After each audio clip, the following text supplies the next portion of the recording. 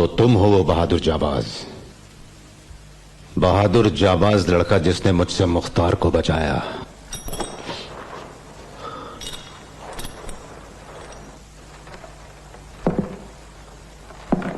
क्यों किया ऐसा? तुम जवान हो, पूरी जिंदगी है तुम्हारे सामने। जवाब दो, तुम जीना नहीं चाहते? बोलो। मैं चाहता हूं उमर जी। तुम अच्छे सिपाही बन सकते हो, तुम हमारे लिए क्यों नहीं लड़ते? तुम कुछ ज्यादा ही होशियार हो शहजादे, बिगाड़ दोगे इसे।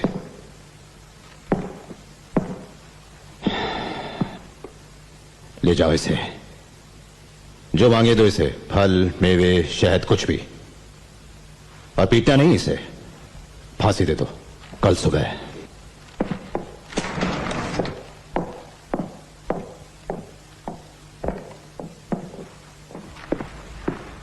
कभी आपने सोचा है जनरल कि हम यहां अपनी हर हरकत से इतिहास का एक कड़वा सच बन रहे हैं, जबकि ये रोम के अखबार के कोने में छपी खबर से ज्यादा कुछ नहीं है? यही तो हमारी ताकत है शहजादे।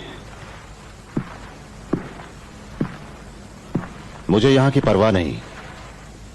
रोम में छपी एक दिन की खबर की अहमियत मेरे लिए यहां लीबिया में बसे एक युग की याददाश्त से ज्यादा है। लेकिन क्या होगा अगर रोम हमारी बहादुरी भूल जाए और लीबिया के लोग तानाशाही याद रखें? तुम बेकार परेशान हो रहे हो शहजादे। हम लोग यहां पर इतिहास रचेंगे। लीबिया हमारे लिए कांटों का ताज है। बिल्कुल नहीं। लीबिया एक चुनौती है, बताता हूं।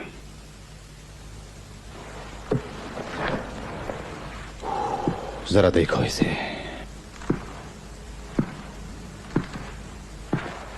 हमेशा वही कहानी है। हम रेगिस्तान में कभी उनका पीछा नहीं कर सकते, और मुझे कुफरा तक पहुंचने के लिए रेगिस्तान पर कब्जा करना होगा, यहां से यहां तक। क्या ये आसान है? बिल्कुल नहीं। वैसे भी ये सिर्फ रेगिस्तान है, कुछ नहीं है यहां सिवाय आंधी और रेत के। बागी भी थोड़े बहुत ही हैं। कब्जा करके क्या मिलेगा? रोम की शान और शौकत, एक और मुल्क हमारे कब्जे में, उसी पहाड़ में दफन की हुई बगावत, मेरा नाम और फौज के इतिहास में नया पन्ना। इसलिए तुम्हारा रेगिस्तान भरा हुआ है, खाली नहीं शहजादे। देखो किसे बुलाया मैंने।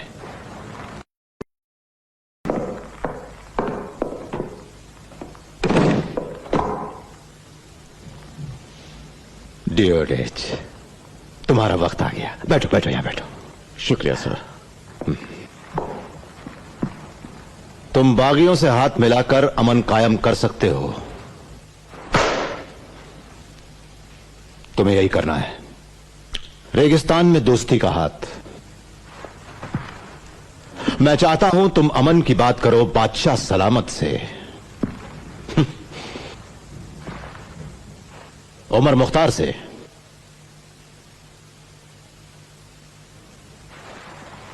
अब ये इतना आसान नहीं होगा सर।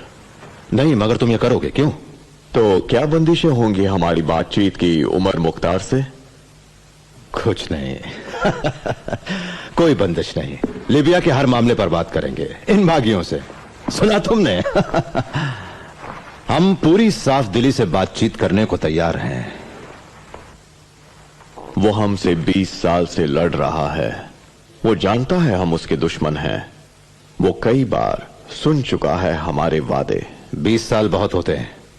20 साल से वो फांसी से भागता फिर रहा है, ये जानते हुए भी कि जीत उसकी नहीं होगी, सिर्फ उम्मीद लिए हुए। जिसकी जंग उम्मीद पर टिकी हो, अगर वो आदमी झूठे वादों की दुहाई देगा तो फिर वो बेवकूफ है। तो सर, उमर मुख्तार से कब मैं आपकी तरफ से बातचीत शुरू करूं? बहुत जल्दी है तुम्हें। उमर मुख्तार से जब तुम बात करो तो बातचीत में रफ्तार होनी चाहिए, रफ्तार। अगर वो तुमसे बात करना चाहे या नहीं, तुम जरूर करना, आजमाओ उसे।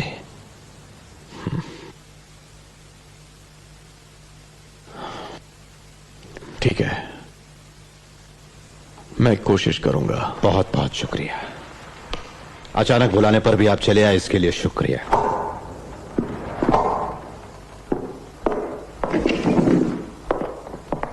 शुक्रिया।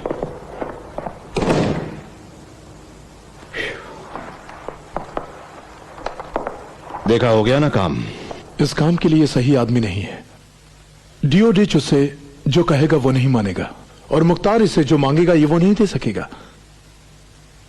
साफ दिख रहा है कि आप उनसे अमन नहीं चाहते हैं। नहीं नहीं नहीं, ये गलत है बिल्कुल। मैं भी अमन चाहता हूं, मगर वो अमन जीतना चाहता है। क्योंकि कभी कभी शहजादे ताकतवर लोग अमन जीत कर हासिल करते हैं, है ना? ओमार अमन तो नहीं देगा, मगर वो मुझे वक्त देगा, और मुझे वक्त ही चाहिए।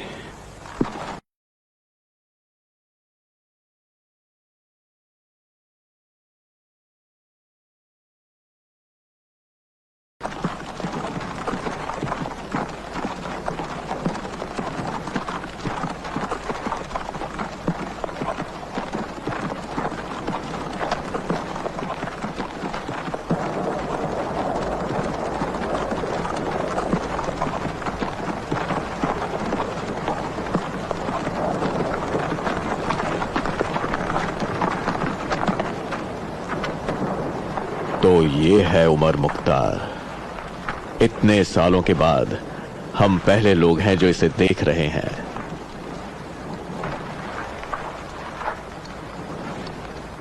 रेगिस्तान का शेर।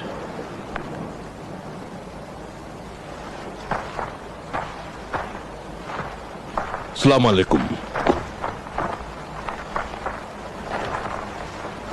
कर्नल डियोडिच। जी सर, आइए।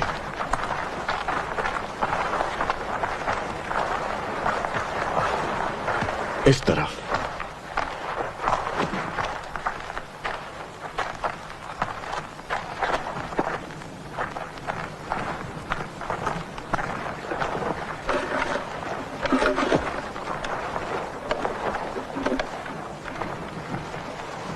कर्नल बरिल्लो ये मर्ज की फौज के गवर्नर हैं, और ये है कमिश्नर लुबिटो जो सीधे आए हैं रोम से हमें सलाह देने और मदद करने।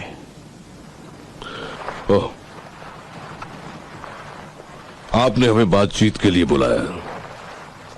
हम हाजिर हैं। जनाबे आला, मेरी ख्वाहिश है कि एक दिन इटली और अरब के लोग एक साथ रहें। हमारे आने वाले कल का लक्ष्य एक ही है, और हम एक दूसरे की काबिलियत का लेन देन चाहते हैं। हमारे कायदे कानून और आपकी तहजीब दोनों का मधुर मिलन हो। मैं चाहता हूं कि टूनीशिया और इजिप्ट के सरकारी नुमाइंदे भी हमारे समझौते के दौरान मौजूद हों। हाँ, जहां तक उनका सवाल आता है वो सवाल ही नहीं उठता।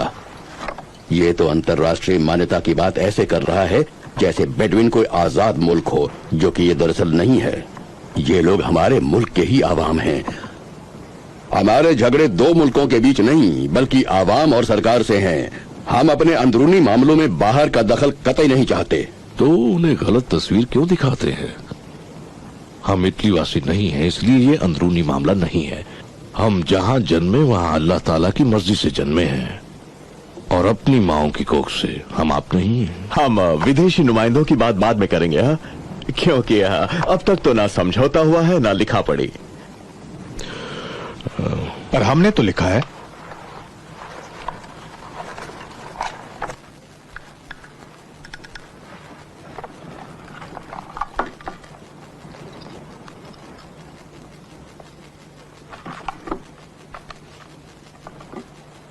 हमें अपने मदरसे चाहिए। ओ हाँ, हाँ बिल्कुल। तालीम की आजादी जरूर मिलेगी। स्कूल दोबारा खोल दिए जाएंगे। हमें अपने मुल्क की हिफाजत के लिए जरिए चाहिए, और उनके लिए हमें अपनी सियासी मजलिस भी। सियासी मजलिस संभालना रोम का काम है, इस टेंट में बैठे लोगों का नहीं। क्यों नहीं? आप ही ने कहा था कोई बंदिश नहीं, कहा था ना, कोई रोक नहीं, कोई अलगाव नहीं, हर मसले पर बातचीत होगी यहां इसी खेमे में। ऐसा करते हैं कि इस वक्त सियासी मजलिस की मांग हम लिख लेते हैं। अच्छी तरह लिखिए।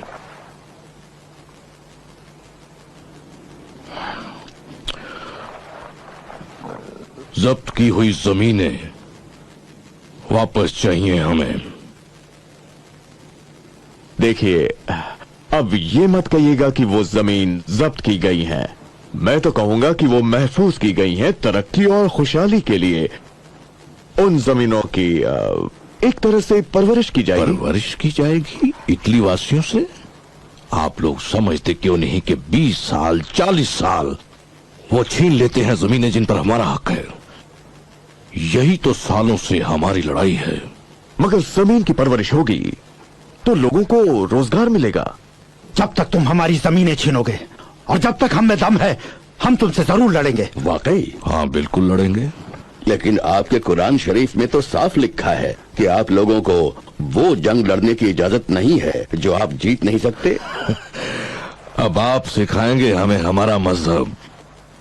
उसमें साफ तौर पर लिखा है कि अपनी हिफाजत करना खुदा की तरफ हमारा फर्ज है, खासकर उन लोगों से जिन्होंने हमें हमारे घरों से बेघर कर दिया है। मेरे ख्याल से इस बातचीत को इस वक्त यहीं रोक देना चाहिए। हमें कोई जल्दी नहीं, मगर आप लोग क्यों टाल रहे हैं? जनाब, हमें आपकी मांगे भिजवानी होगी सीधे रोम। अगली मुलाकात में हम आपको रोम का जवाब दे देंगे और अपनी तरफ से पेशकश भी रखेंगे। कम से कम जनाब उमर, कम से कम ये तो साफ हो गया कि हम आपस का खून खराबा रोकना चाहते हैं।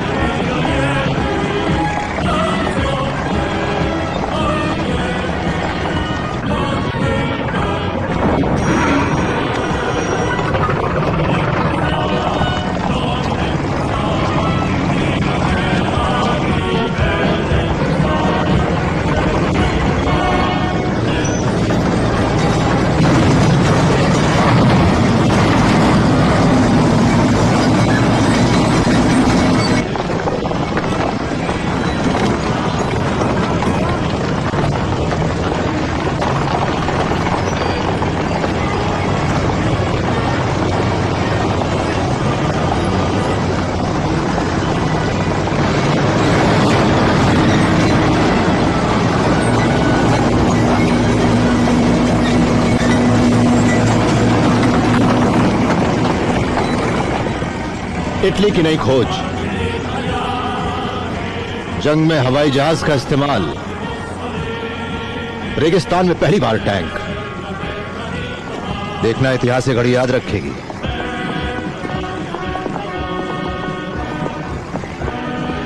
हमें चाहिए था वक्त, हमने हासिल कर लिया वो वक्त।